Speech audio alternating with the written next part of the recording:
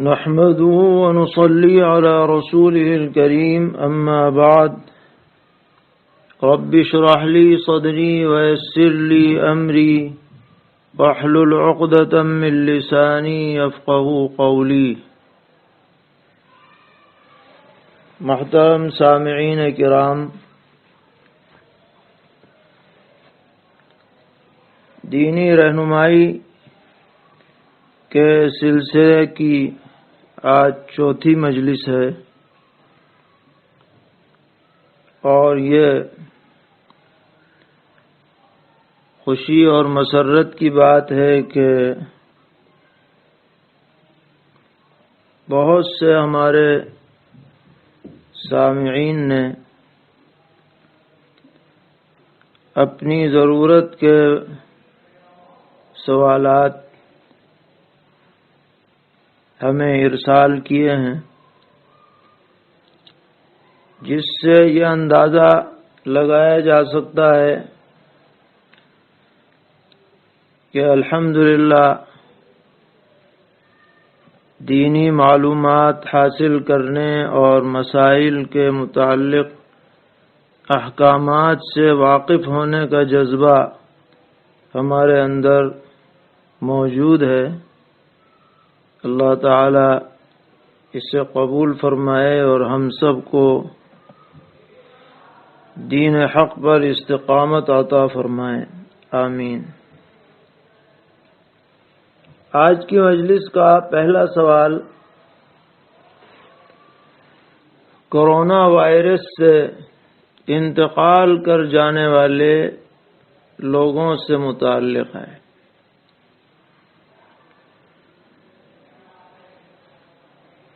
بہت سی جگہوں سے یہ سوال پوچھا گیا ہے اور پہلے بھی پوچھا جاتا رہا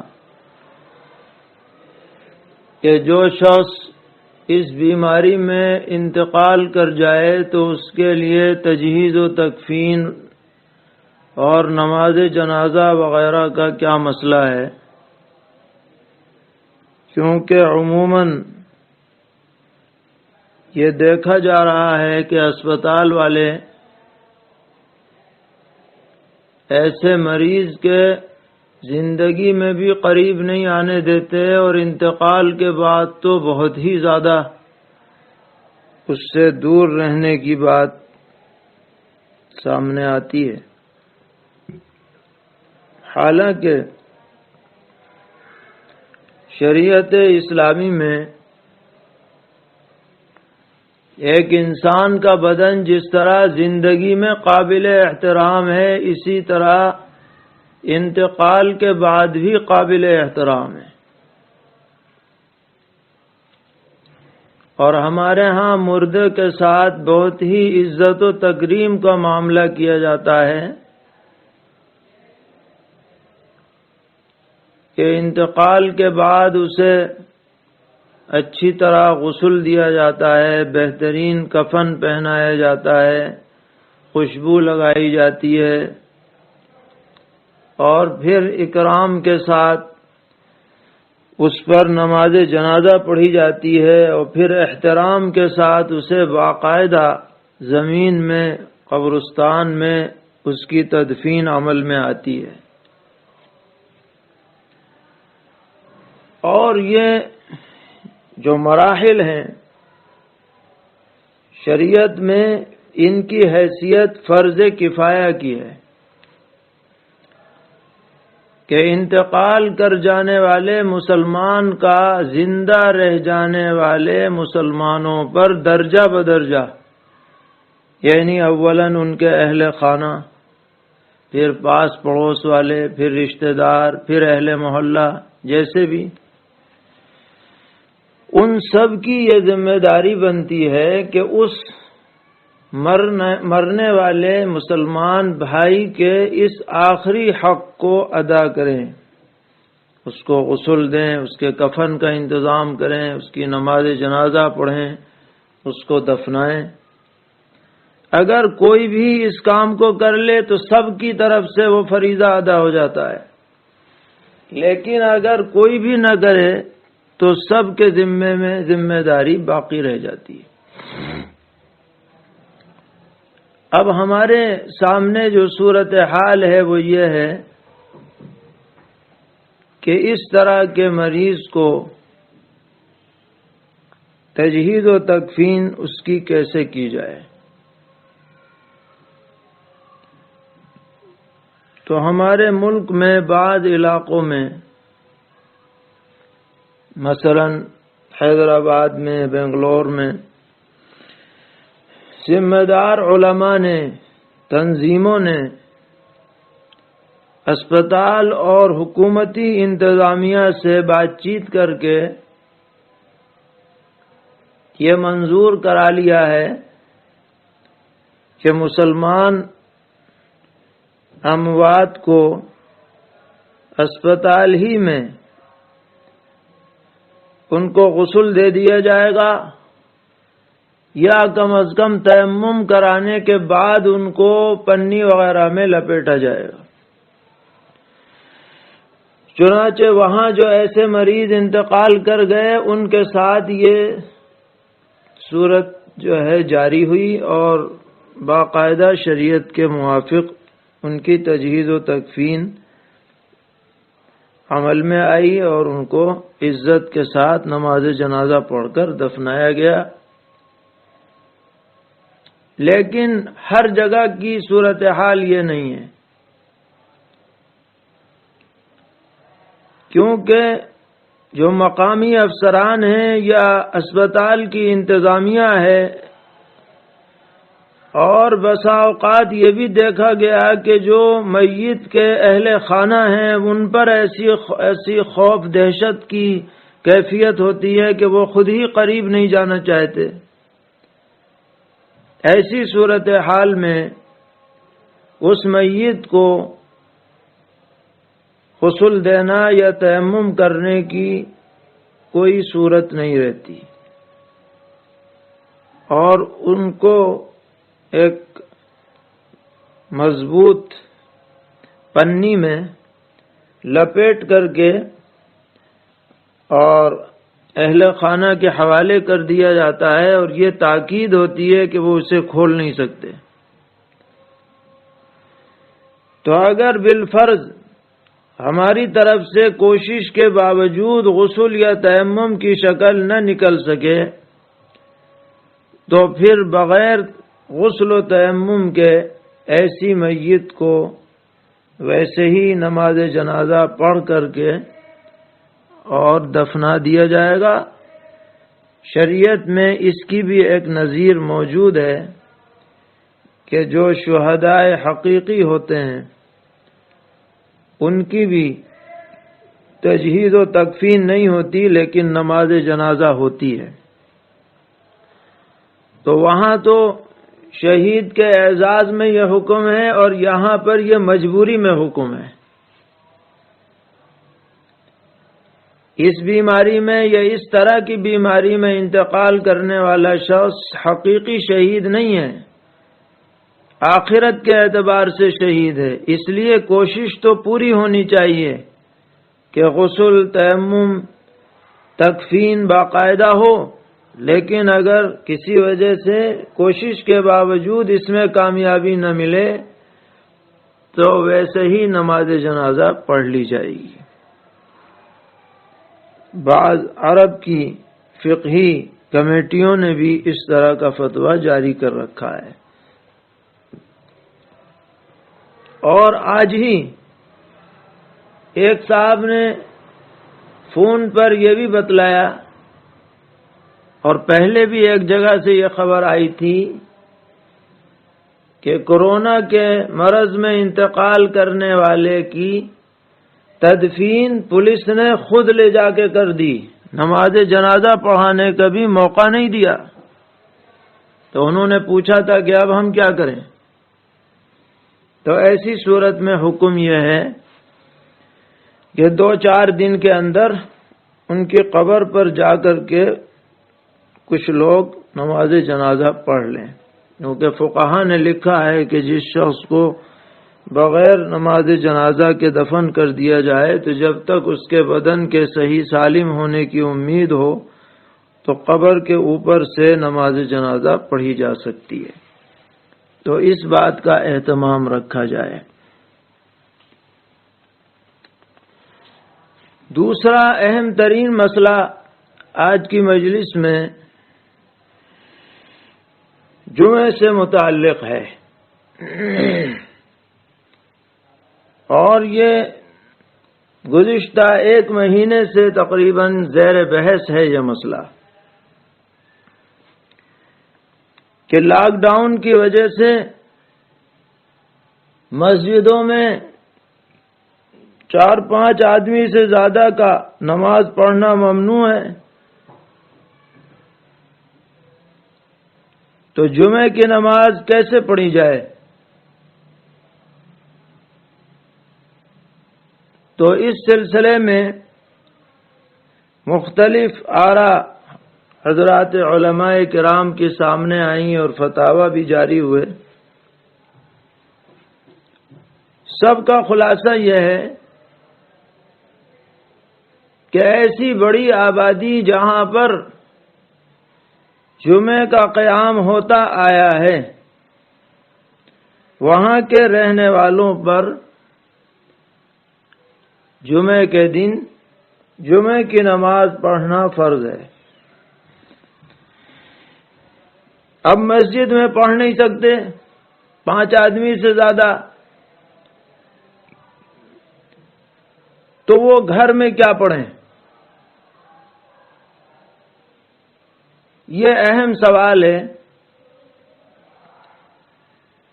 تو گھر میں اگر دروازہ بند کر کے پڑھتے ہیں تو جمعہ ادا نہیں ہو سکتا، اس لیے کہ جمعے کی شرائط میں سے ایک شرط ہے اذن عام۔ اذن عام کا مطلب یہ ہے کہ جمعہ پڑھتے وقت اگر کوئی آئے تو آپ اسے روک نہیں سکتے۔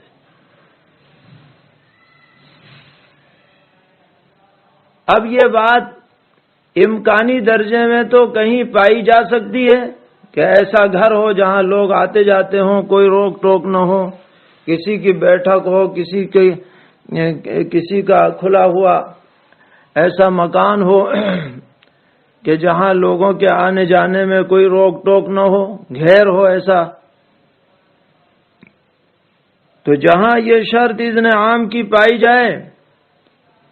وہاں مسئلے کے اعتبار سے تو جمعہ درست ہو جائے گا، کیونکہ جمعے کے لیے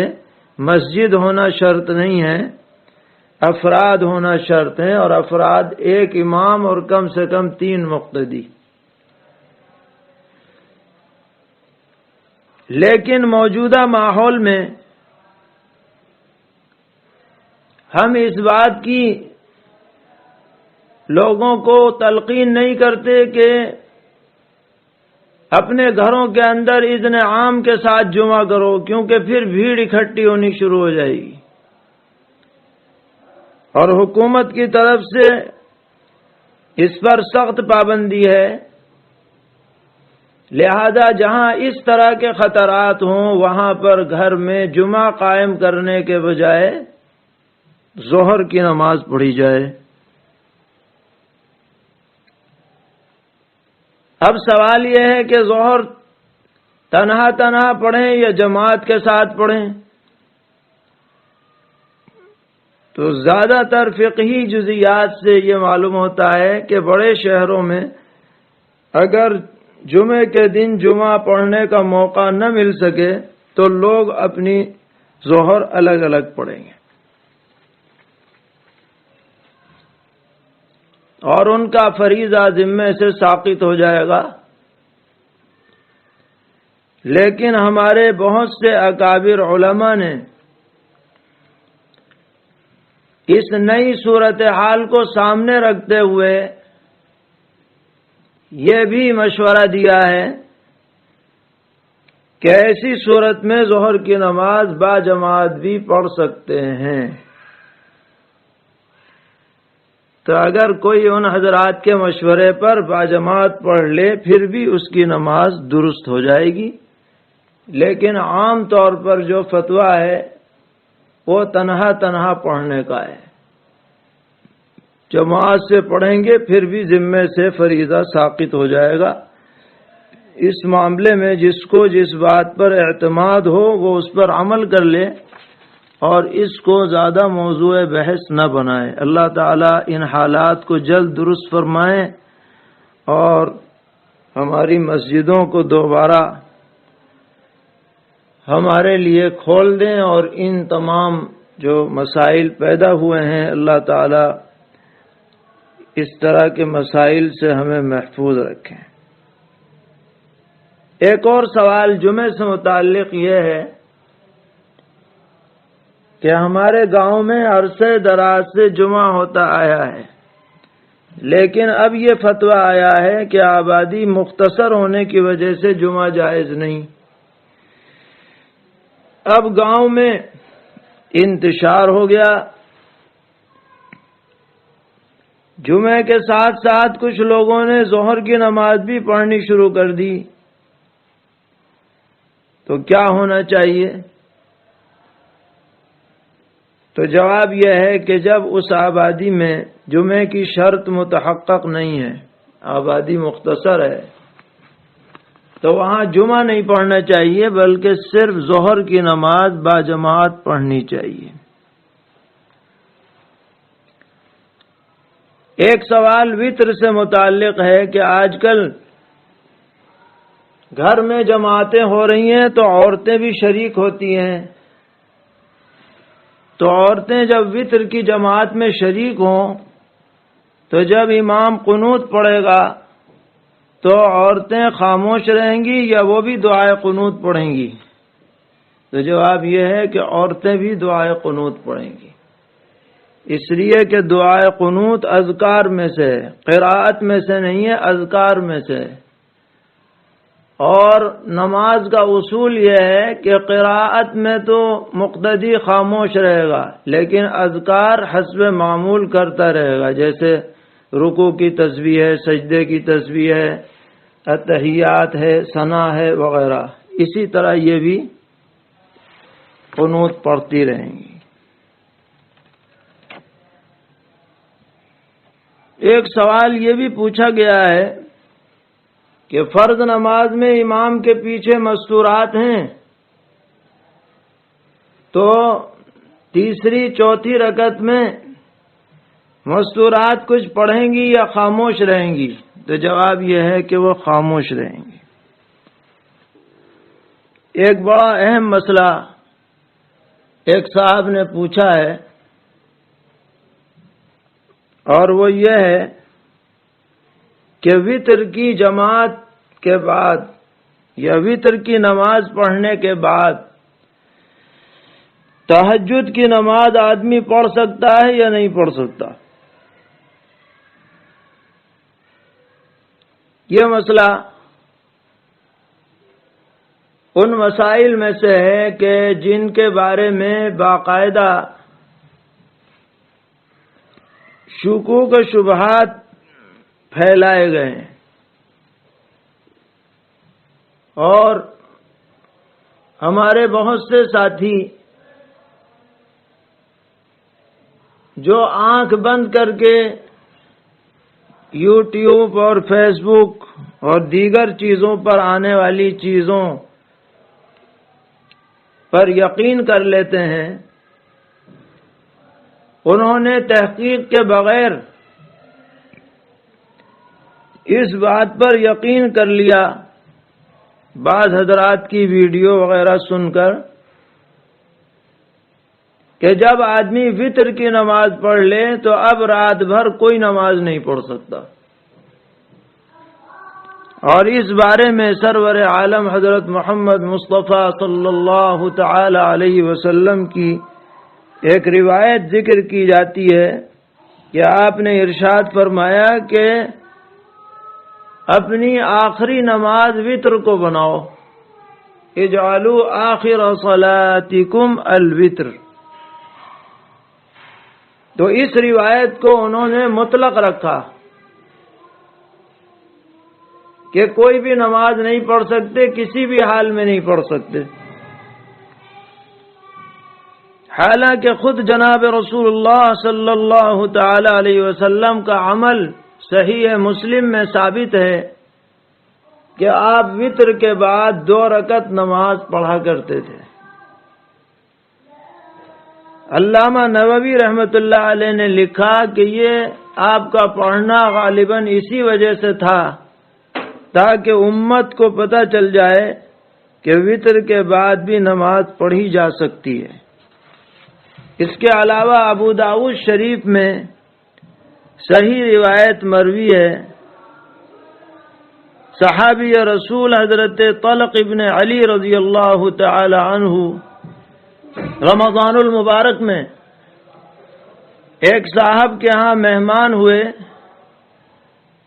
اور انہوں نے تراویح کی نماز پڑھائی اور پھر وتر بھی باجماعت پڑھائی، اور اس کے بعد پھر انہوں نے تہجد کی نماز 2-4 لوگوں کو لے کے پڑھنی شروع کر دی۔ اور جب رات کا آخری حصہ ہوا تو آپ نے ان ساتھیوں میں سے جس نے اب تک وتر نہیں پڑھی تھی فرمایا کہ تم اب وتر پڑھا دو، اس لیے کہ میں وتر پڑھ چکا ہوں اور میں نے پیغمبر علیہ السلام سے سنا ہے کہ ایک رات میں 2 وتریں نہیں ہو سکتی، لہذا اس میں کوئی شک شبہ نہیں ہے کہ وتر سے پہلے بھی نماز پڑھی جا سکتی ہے، وتر کے بعد بھی نماز پڑھی جا سکتی ہے۔ البتہ جس شخص کو تہجد میں اٹھنے کا اپنے اوپر کامل اعتماد ہو، وہ عام دنوں میں، رمضان کے علاوہ عام دنوں میں تہجد کے وقت وتر پڑھا کرے، یہ اس کے لیے افضل ہے۔ لیکن رمضان کے دنوں میں وتر تابع ہو جاتی ہے تراویح کے،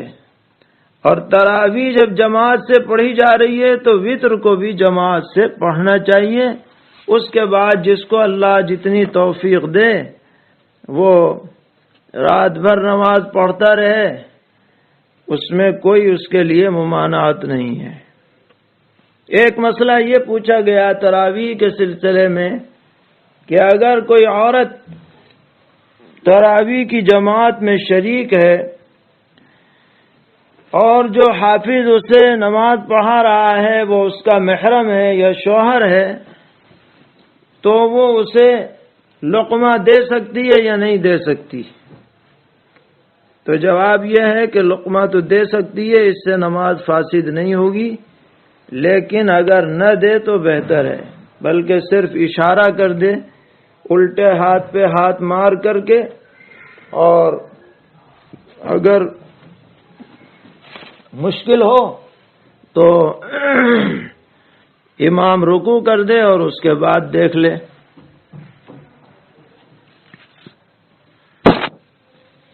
ایک سوال یہ بھی ایک صاحب نے پوچھا ہے کہ ہم لوگ تراویح پڑھ رہے ہیں تو کیا فاصلے سے کھڑے ہو کر کے تراویح پڑھ سکتے ہیں؟ تو بہتر تو یہی ہوتا ہے عام حالات میں کہ مل کے کھڑے ہوا جائے، نماز میں مل کے کھڑے ہونا مسنون ہے، مؤکد ہے، لیکن اگر کسی بیماری کے اندیشے سے کچھ فاصلے سے کھڑے ہوں گے تو انشاءاللہ امید ہے کہ پھر بھی نماز درست ہو جائے گی اور کراہت نہ رہے گی۔ ایک صاحب نے یہ پوچھا ہے کہ ہمیں صرف 2 صورتیں یاد ہیں، تو کیا ہم انہی 2 صورتوں کو بار بار پڑھ کر تراویح پڑھ سکتے ہیں؟ تو جواب یہ ہے کہ کوئی حرج نہیں، انہی صورتوں کو آپ بار بار پڑھتے رہیں، تراویح آپ کی بھی درست ہو جائے گی۔ ایک صاحب نے روزے کے بارے میں سوال کیا ہے کہ کوئی شخص اپنے منہ میں تھوک کو جمع کر لے یا بلغم کو روک لے اور پھر اسے نگل لے تو روزے کا کیا حکم ہے؟ تو فقہا لکھتے ہیں کہ اس طرح سے تھوک جمع کرنا روزے دار کے لیے مکروہ ہے، اگرچہ اس سے روزہ نہیں ٹوٹتا۔ ایک صاحب نے سوال کیا ہے کہ روزے کی حالت میں بال کاٹنا یا داڑھی کی شیونگ کرانا کیسا ہے؟ تو جواب یہ ہے کہ اگرچہ کسی طرح کے بال کاٹنے سے روزہ نہیں ٹوٹتا، لیکن ایک مسلمان کے لیے روزہ ہو یا بے روزہ، کسی بھی حالت میں داڑھی کی شیونگ کرانا اور منڈوانا یا خصخصی کرانا یہ جائز نہیں ہے۔ بہتر ہے کہ اس مبارک مہینے میں ایسی باتوں سے آدمی سچی توبہ کرے اور اس سنت پر جو قریب واجب کے ہے عمل کرنے کا پختہ ارادہ کرے۔ اللہ تعالیٰ سب کو توفیق عطا فرمائے۔ ایک صاحب نے پوچھا کہ روزے کی حالت میں داڑھ نکلوا سکتے ہیں یا نہیں نکال سکتے؟ تو اس میں ذرا تفصیل ہے۔ اگر داڑھ اس طرح نکالیں کہ کوئی حصہ خون کا حلق کے نیچے نہ جائے تو فی نفسی اس سے روزہ نہیں ٹوٹے گا، لیکن ہوتا یہ ہے کہ داڑھ نکالنے کے لیے پہلے اس حصے کو سن کیا جاتا ہے، اور سن ہونے کا اثر کئی گھنٹے تک رہتا ہے، اور سن ہونے کی وجہ سے پتہ ہی نہیں چل پاتا کہ حلق میں کیا چلا گیا کیا نہیں گیا۔ اس لیے اگر ایسی صورتحال ہو کہ سن ہو جائے اور اس بات کا امکان غالب ہو جائے کہ اس کا خون حلق میں چلا گیا ہے تو یقیناً روزہ ٹوٹ جائے گا۔ اس لیے احتیاط کرنی چاہیے، روزے کی حالت میں ایسا عمل نہ کریں۔ پوچھا گیا ہے کہ روزے کی حالت میں پیٹ پر گیلا کپڑا ڈالنا کیسا ہے؟ جواب ہے کہ جائز ہے، کوئی حرج نہیں۔ پیغمبر علیہ السلام سے ثابت ہے حدیث میں کہ آپ سخت گرمی میں سر پر گیلا رومال بھگو کر کے سر پر رکھا کرتے تھے۔ ایک صاحب نے پوچھا ہے کہ روزے کی حالت میں ناف میں تیل ڈالنے کا کیا حکم ہے؟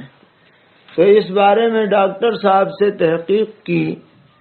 تو یہ بتلایا انہوں نے کہ ناف کا کوئی بھی رابطہ پیٹ سے نہیں ہے،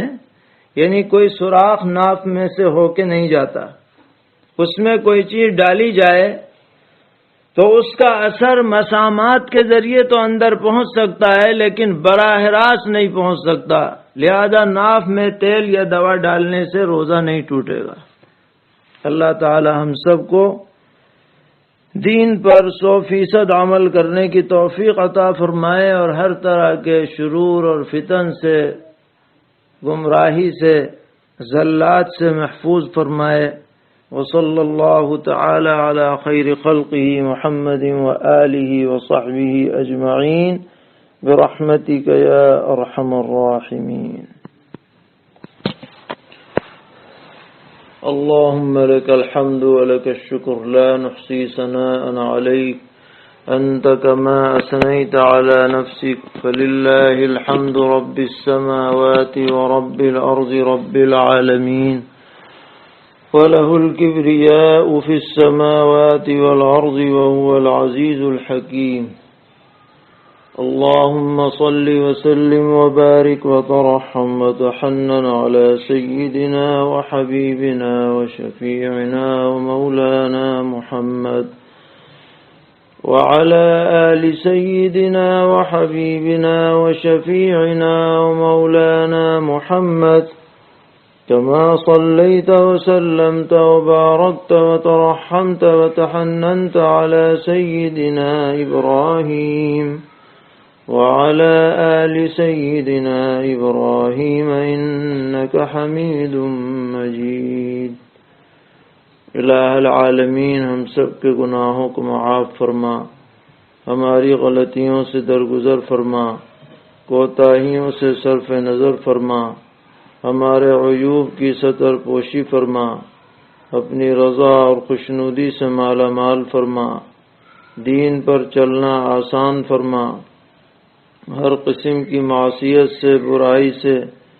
سرکشی سے، نافرمانی سے ہمیں اور ہماری نسلوں کو پوری طرح محفوظ فرما، اپنی خشیت اور اپنا ڈر دلوں کے اندر پیدا ہونے کی توفیق عطا فرما، الہ العالمین اس ماہ مبارک کو ہم سب کے لیے مغفرت اور رحمت کا ذریعہ بنا۔ پروردگار عالم ان مقدس لمحات کی قدردانی کی توفیق عطا فرما، ہر قسم کی ناقدری سے ناشکری سے ہم سب کی حفاظت فرما۔ الہ العالمین اپنے فضل و کرم سے قرآن پاک کی برکات سے ہم سب کو مالا مال فرما، قرآن پاک کی حلاوت اور چاشنی ہمارے رگ و پے میں بسا دے اور ظاہر فرما دے۔ الہ العالمین اپنے فضل و کرم سے جو وبا اس وقت دنیا میں پھیلی ہوئی ہے، الہ العالمین ہم پر رحم فرماتے ہوئے اس وبا سے ہمیں اور پوری انسانیت کو نجات عطا فرما، خوف و دہشت کے ماحول کو امن و امان والے ماحول میں مبدل فرما۔ الہ العالمین تیری مخلوق بے انتہا پریشان ہے اور تو اپنی مخلوق سے بے حد تعلق رکھنے والا ہے۔ الہ العالمین اپنی مخلوق پر رحم فرما، عافیت والا ماحول پیدا فرما، ہماری مسجدوں کو دوبارہ آباد فرما، مدارس دینیہ کی حفاظت فرما، ان کی ضروریات کا غیب سے تکفل فرما، تمام دینی اداروں، جماعتوں اور تنظیموں کی حفاظت فرما، ان سے وابستہ افراد کی حفاظت فرما۔